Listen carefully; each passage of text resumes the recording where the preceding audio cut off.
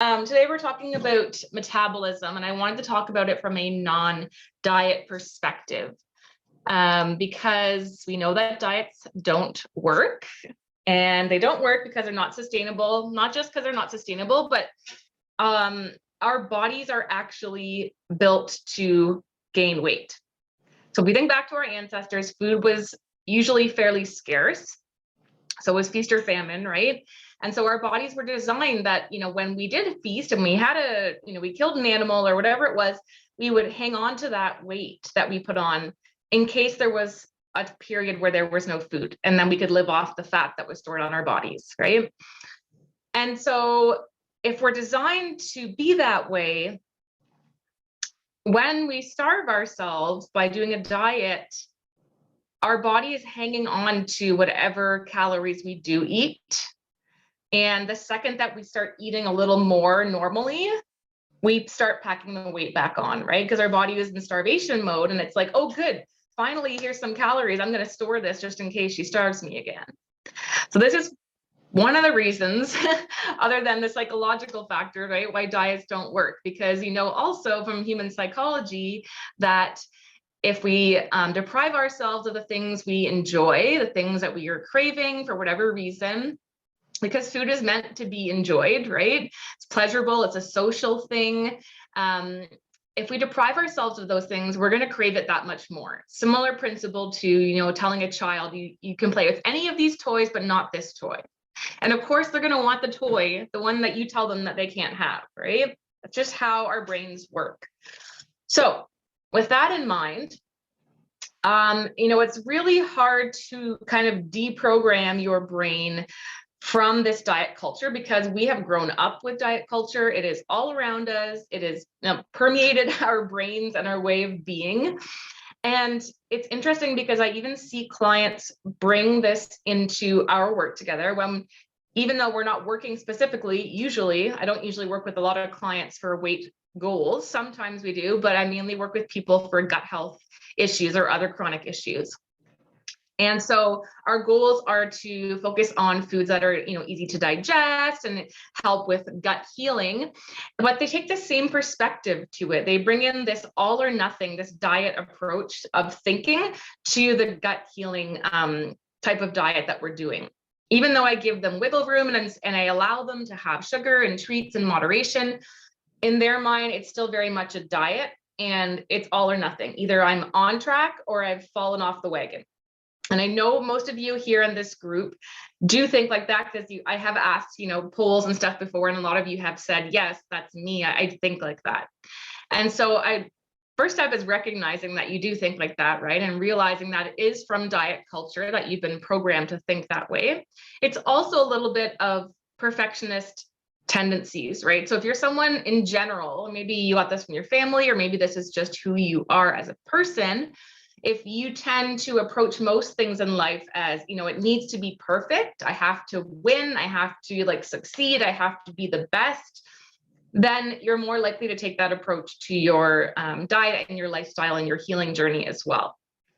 So the first step is really just being mindful of that and aware that that is your natural tendency and not, berating yourself for it because that's who you are. You have to accept that, but just being mindful and then catching yourself when you start to have those mindsets towards what you're doing, right? So even if I've given someone a goal of, okay, we're going to try to eat more fiber, reduce sugar a little bit, get more healthy fat, eat protein throughout the day. And say you have a week where you're doing really good, right? And you're eating your protein and you're doing all the things and you're feeling like, yeah, I'm doing this, I'm feeling great. But then the next week, someone in your family gets sick or your partner gets laid off or something happens where it throws off your rhythm, you're stressed, there's a change to things, and it's automatic that we default to our habits, our existing habits, right? Especially when something is a new thing that we're trying to learn. So this is a new thing. Say you're working with me and we've only been doing it 2 weeks and you're doing well, but then the stressful thing happens, you automatically default back to your previous habits because that is our brain's way of saying, this is what I know. I can do this without thinking. It's safe. It's familiar. It's comforting. I have to just go back to how things were because that's all I can handle right now. I don't have the bandwidth to do something new and something outside of what I already know.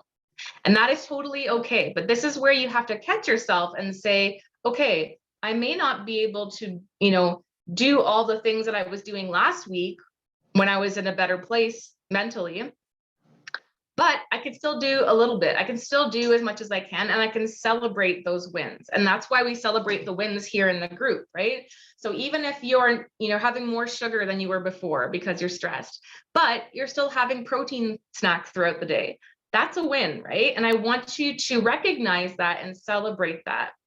And we're going to dive into really shortly some specific things that will help you with metabolism. But I want you to just, get this mindset piece down first, because when it comes to making any kind of health changes, whether it's in regards to healing your gut or in regards to weight loss goals or whatever it may be for you, we really have to hone in on that mindset and mental health piece. And this self-care stuff that we talked a lot about last week in the challenge, it may seem woo-woo, and you're probably thinking, Holly, like, what the heck does that have to do with gut health or weight loss goals or whatever?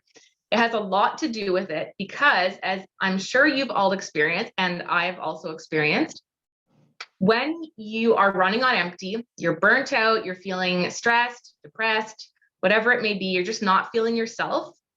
You just want comfort foods and Netflix, or whatever your easiest, happiest place is, right? For me, that would be like chips and chocolate and Netflix. The last thing you want to do is cook or exercise or do self-care type stuff, right? So when we start with those things first, by doing the things that make us feel good and help us feel more calm and relaxed, it's that much easier to make those healthy choices with food, to remember to take your supplements, to do some exercise, right? It's easier to do that and to keep doing that and to have that motivation to keep consistent with those new healthy habits, because you're coming from a place of, I feel calm, I feel rested, I feel good, I'm ready for change, I'm ready to try something new, right? So that's why I talk so much about self-care and mental health and doing the things that allow you to not just manage your stress, but kind of recover from burnout. Because I know most of you here in the group are struggling with burnout. And that kind of leads me into, I'm just looking for my water, one sec. It leads me into how burnout affects metabolism. So I said water, but I'm drinking this gut repair powder. This is part of what I've been doing for my gut healing journey. It's called GI Restore. Oh, I'm glad, Michelle. There's many like this. This is just one of them that I've got from Full Script. I like this one for myself because there's no stevia in it. A lot of these powders and anything that's like a powder or liquid in supplement form usually has stevia or monk fruit. So whatever works for you. There's many different types, but anyways, it has a bunch of nutrients that help to kind of repair the gut lining and reduce inflammation. So that's what I'm sipping on right now. Okay. So when it comes to burnout, we know that burnout affects so much more than just energy. We also know it affects mental health and motivation and all of that, right? But it physiologically lowers your metabolism. It promotes weight gain. And this is where people, they can be doing all the things. Maybe they're exercising more. Maybe they're eating really healthy. Maybe they're taking supplements, but they're still not making progress towards their weight goal. And they're kind of feeling like plateaued. That's where we have to factor in burnout, sex hormones, your thyroid, your gut bacteria. All of these things affect your metabolism. And we're going to talk about all of them briefly. And if you have questions along the way, feel free to ask. So I don't want to dive too deeply into any of them, but again, if you have questions, and then we're also going to talk about a little bit about testing in each of them. I can't do testing for all of these things. So there are some of these things where a naturopath would need to do the testing, but I can do gut testing, and that's mostly what I focus on. Okay, so starting with burnout, knowing that burnout, AKA adrenal fatigue, starts in the brain, right? So we perceive stress, Our brain picks that up in our HPA axis, which is in our brain. That's the hypothalamic pituitary axis. And that's the one that's sending the signals downstream to our adrenal glands to say, time to pump out some stress hormones. If there's one thing I can hammer home is that any kind of hormone in the body affects all other hormones in the body. So we're talking about stress hormones, but these stress hormones directly impact your sex hormones and your thyroid hormones. And all of these together will impact metabolism, right? So hormones are extremely powerful. If any of them are off, it's going to affect, well, a lot of things. So mood, energy, metabolism, all of that, but we're focusing on metabolism. So just knowing that when you're burnt out and you're pumping out all this cortisol all the time, the stress hormone, a lot of people get this stress belly, they call it, right? So if you're tending to mostly gain weight in your belly, in your midsection, that's usually due to stress.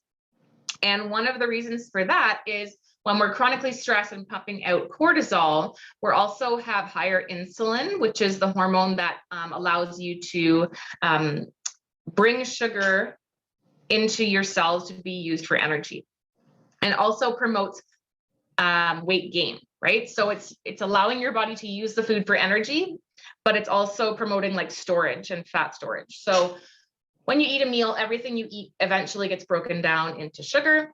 The insulin is the key that's letting the sugar into the cell, and then the cell's metabolizing that and telling your body, okay, we're going to use this for energy, or we're going to store it as fat, whatever the case may be, depending on many other factors. But I just need you to know that when you're chronically stressed, your insulin's higher, your blood sugar's higher, right? Your body is pumping out extra blood sugar, or keeping your blood sugar high rather, because it's saying, okay, you're stressed. Stress is danger, right? We've evolved for this adrenaline response. When we're in danger, usually it would have been a life-threatening danger. We're running from a dinosaur, or someone's trying to kill us or eat us, right?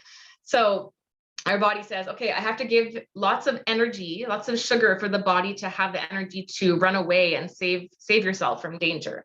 So blood sugar goes up, insulin goes up, but you're not actually using that. In our modern day, that danger is really just a perceived threat. It's a stress, right? And we're not actually, most of the time, needing to run. So what's our body to do with all this excess sugar in the bloodstream? If we're not using it, it's going to store it as fat, okay?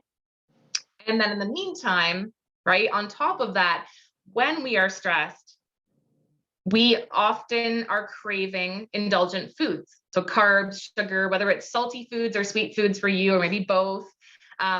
Stress itself causes cravings for these indulgent foods, right? So not only are we, the stress hormones, creating this higher blood sugar and promoting weight gain, but we're also craving the foods that in excess will promote weight gain, right?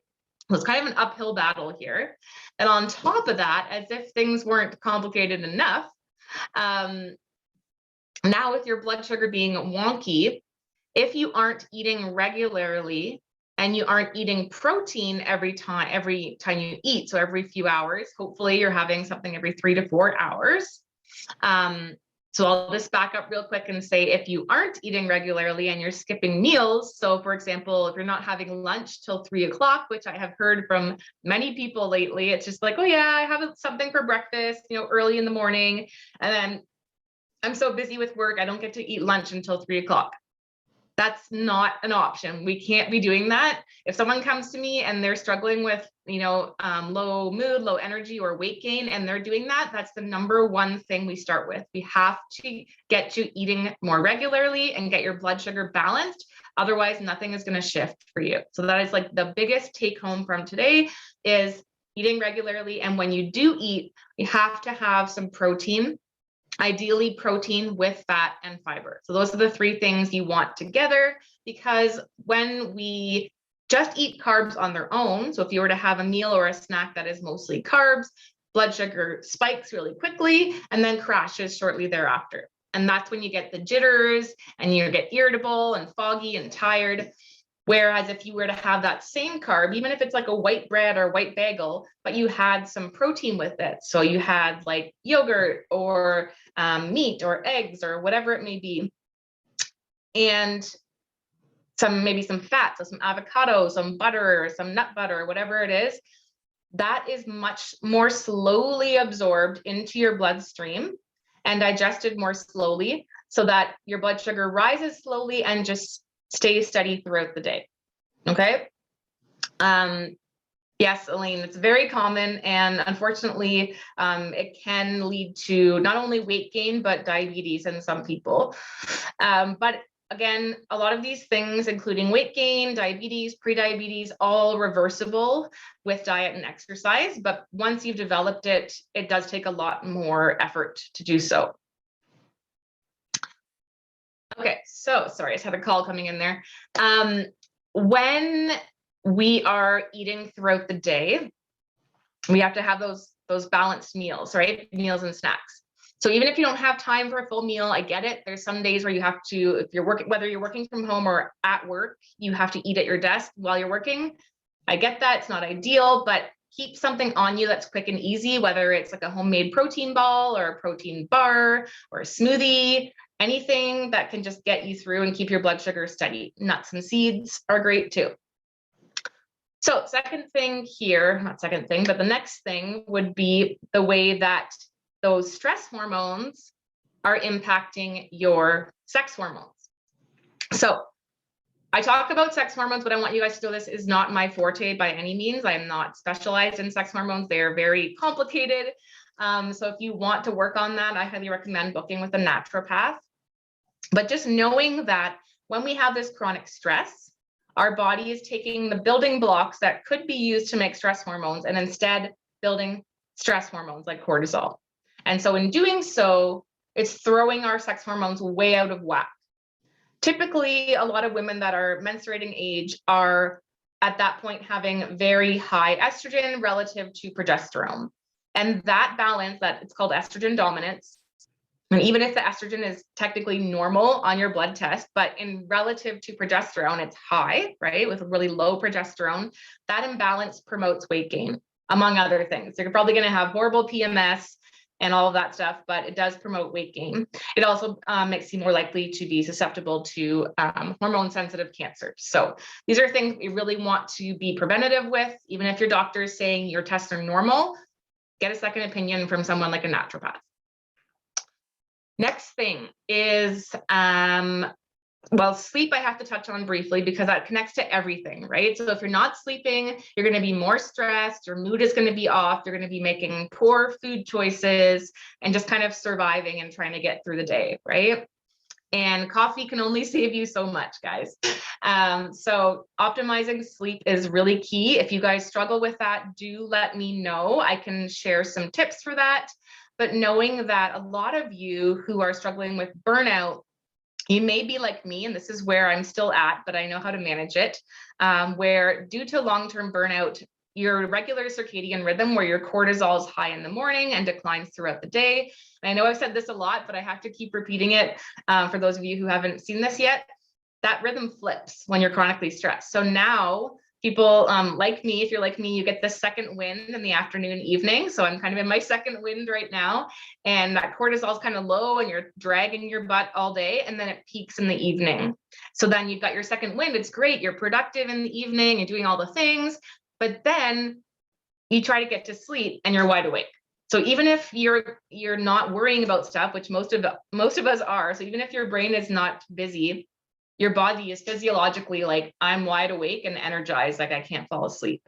So that's where we have to work on your adrenals and balancing that out, as well as creating regular patterns and habits, because your body likes routine, your body likes structure, and it likes things to be the same all the time. Okay, so if you are sporadic with your sleep and your routines, body doesn't like that. You need to get a routine in place where you're basically waking up and sleeping at practically the same time every day, and that you have a good wind down routine in the evening. You need to give yourself at least an hour of dimmed lights, calmness, doing something that's relaxing and shifts your nervous system from that stress state to a relaxed state. Otherwise, the sleep is not going to happen, guys. Something I will say too, I know a lot of you in here in the group do have hormone imbalances, are either perimenopausal, potentially menopausal.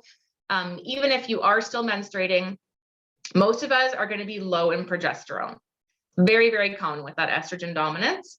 And progesterone actually acts on the GABA receptors in your brain. And GABA is that natural anti-anxiety, calming kind of hormone.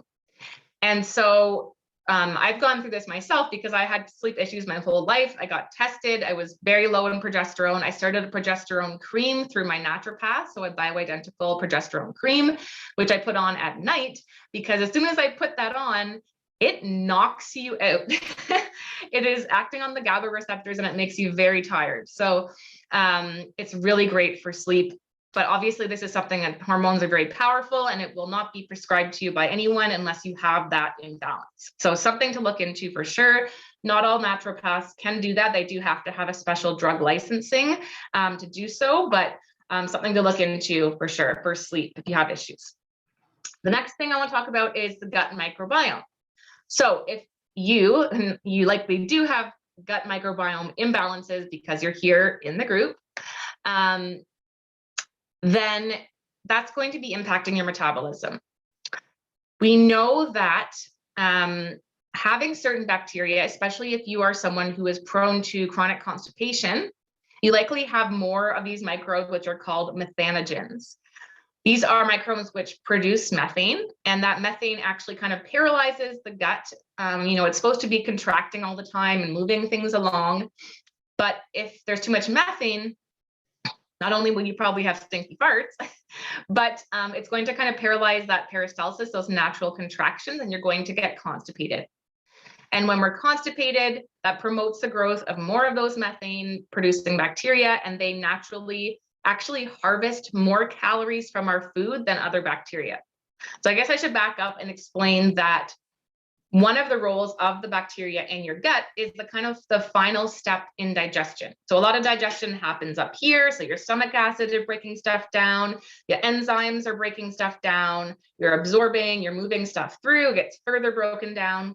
But the final step is the bacteria, which are mostly in your lower gut and your large intestine and colon, are kind of fermenting things and extracting calories from that. At that point, fecal matter, right? It's extracting calories. But some bacteria extract up to 20 to 30% more calories from that food that's sitting in your gut than other bacteria. Technically, methanogens are not bacteria. They're another type of microbe, but I digress. They're going to be harvesting more calories and than these other healthy bacteria, right? So this is where, and one of the ways in which when we balance the gut microbiome, we're harvesting less calories from the food we eat and ideally not gaining as much weight from it, right? Obviously, it's not as simple as just that. We talked a lot about other factors. So obviously movement is part of it. We're going to talk about thyroid shortly. That is a huge factor. How much muscle mass you have, your stress hormones, but knowing that your gut bacteria does play a big role. One of the other ways in which your gut bacteria affects your metabolism is through immune system and thyroid. First off, we know that inflammation almost always starts in the gut. Inflammation also comes from having chronically high blood sugar or blood sugar imbalances, but we also know for a fact that your gut bacteria directly impacts your blood sugar. And very interestingly, one of the most common diabetes medications, metformin, they've now shown that one of the ways in which it works is it acts on the gut bacteria. So pretty crazy stuff. It's one of those things where we knew it worked, but we didn't know why, and now we're finding out why. So if your gut bacteria is out of whack, your blood sugar is going to be off, that promotes weight gain. But on top of that, we know that having imbalanced gut bacteria causes inflammation. Obviously, many of you probably feel that inflammation in terms of gut symptoms, right? So gas, bloating, indigestion, pain, diarrhea, constipation. But like I said before, and it's kind of a funny term, but it's a way to remember things. Your gut is like Las Vegas. What happens in the gut does not stay in the gut. It moves out into circulation and affects the whole body, including your brain.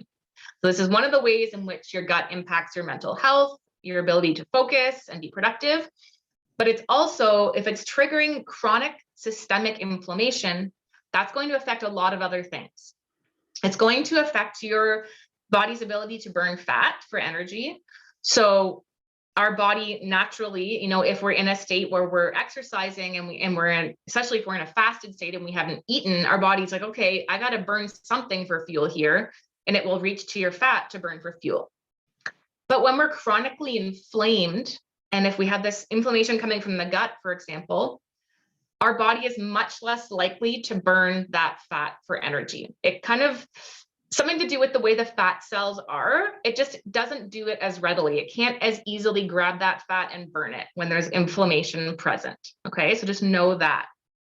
The second thing, and now we're kind of diving into thyroid, which again is not my area of focus, but I want you to be aware of this and something to get tested on. And I'll talk briefly about tests before we finish up. But that chronic inflammation is one of the major ways or reasons in which women develop thyroid issues, which are on the rise. It's scary how many people are coming into the clinic and with Hashimoto's or hypothyroidism. That's an autoimmune cause. So autoimmune diseases often start in the gut because they're triggering that inflammation. Our body is like, what's going on? Okay, there's some bad bacteria here. Let's attack it and kill it. And it's just constantly launching an attack at the bacteria in our gut.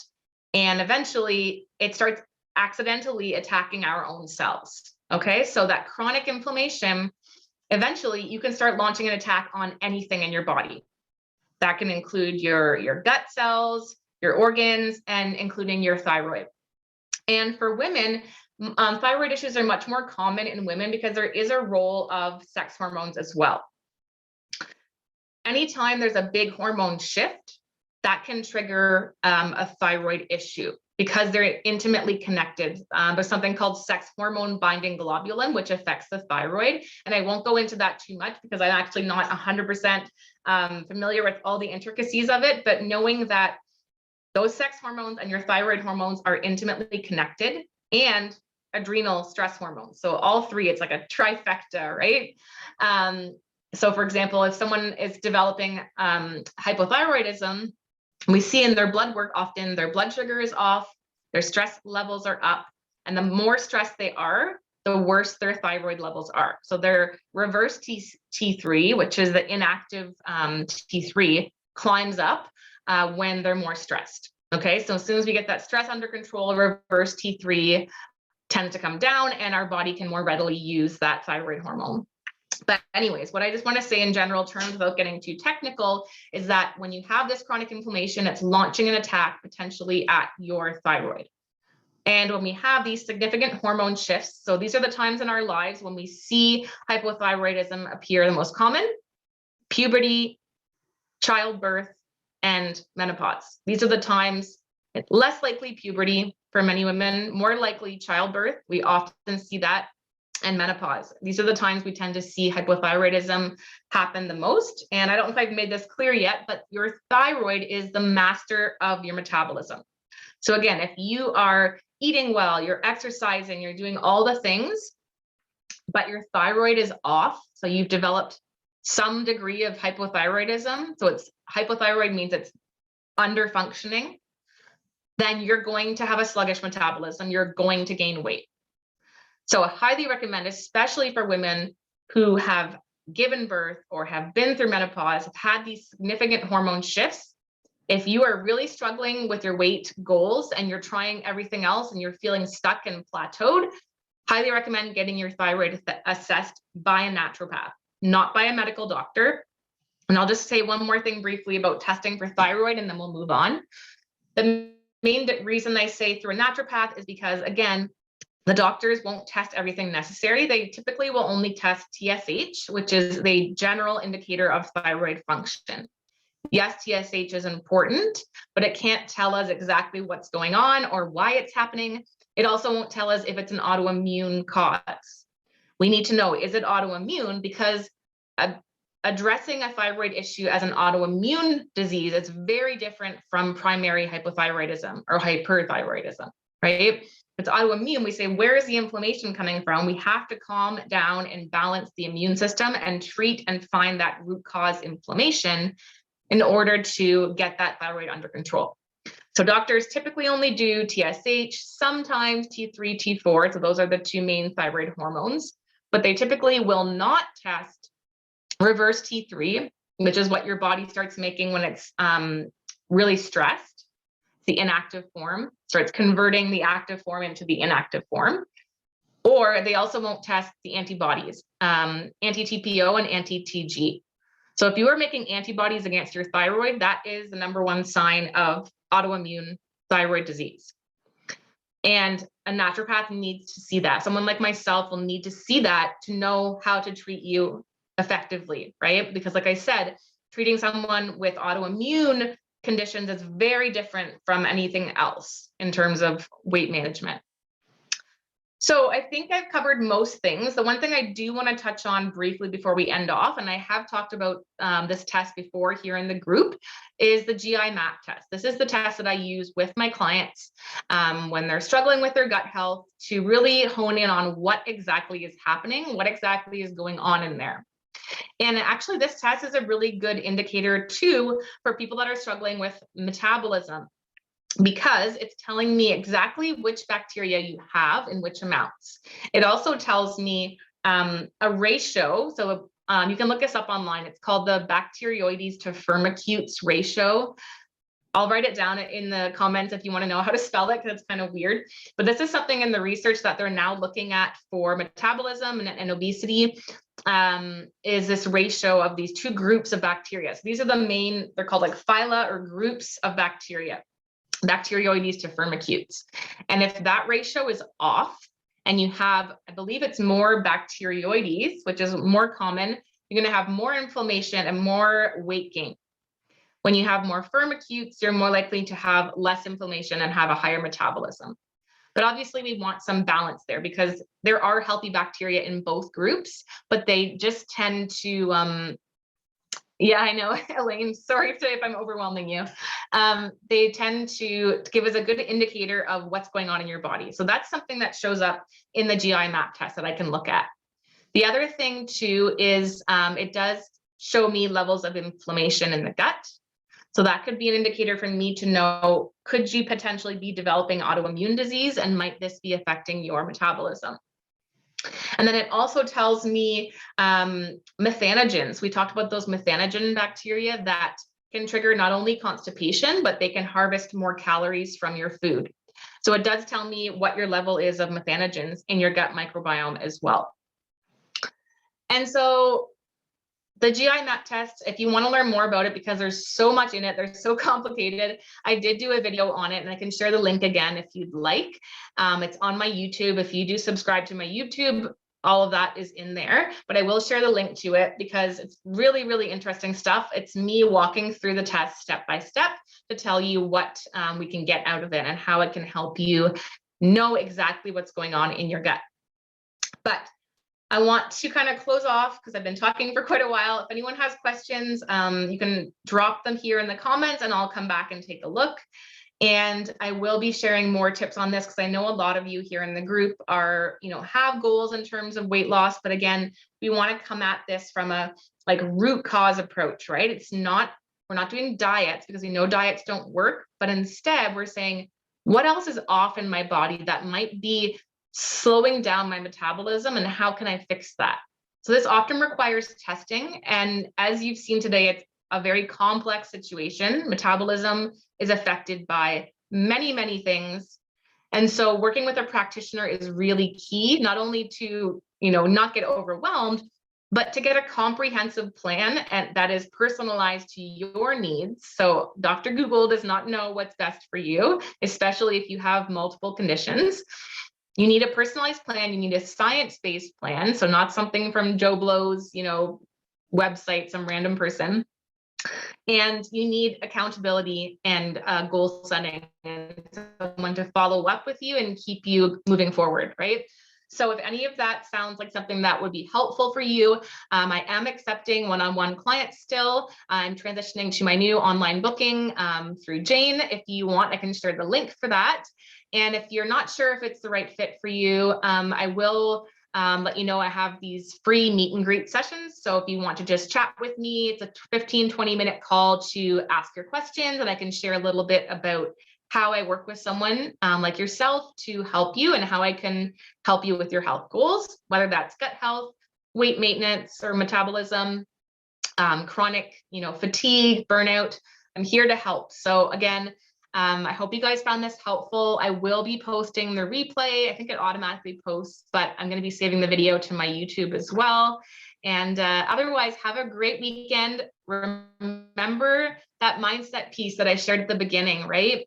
You're allowed to indulge this weekend. And a night of indulging does not make or break your weight or metabolism, doesn't make you a bad person. It doesn't mean you've fallen off the wagon. It means you're human and you're enjoying food as you should, right? So be gentle with yourself, especially if you are in a state of stress or crisis right now, like many people are. Be gentle with yourself. I hope you make some time for self-care this weekend, whether that's walking outside or spending time with loved ones. And I will chat with you all soon. Bye, guys.